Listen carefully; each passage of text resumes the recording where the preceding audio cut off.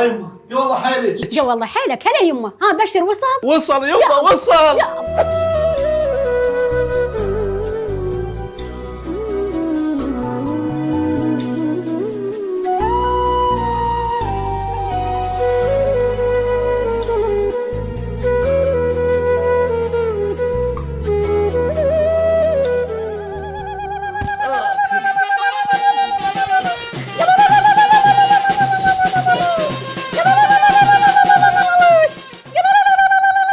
شو القضية يمه؟ شو القضية؟ الله يخليك هسه انت جاي ترجمين لو تطشين على كيفك يا خالد. تو جاي. تفضل خالد اعطيني الجنطة عنك.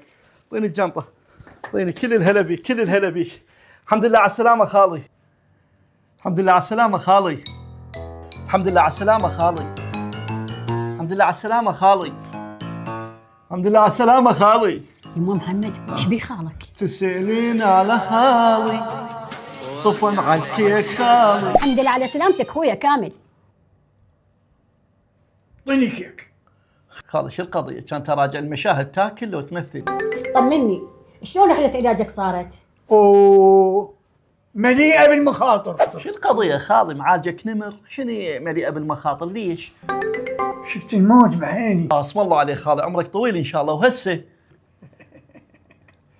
شفت الكيك بعيني. سودة علي يا خويا. ايش سوى بيك المرض؟ الا اسوي لك 6 دجاجات. شو القضية يمه؟ شو القضية 6 دجاجات؟ شنو سافر كامل رجع ثعلب؟ ما يصير يمه ما يصير. هو رجال كبير بعد منا ورايح. لازم الاكل يناسب عمره ويناسب صحته. مو كل شيء ياكل. انا صحتي فول. انطيني كيك. لا خالي عندك سكر. انطيني بسكت مالح. لا خالي عندك ضغط. انطيني بيبسي. لا خالي عندك هشاشة بالعظام. انطيني حب. لا خالي هذا حب شباب. يا اوه طفت طفيت. الكهرباء. لا اله الا الله.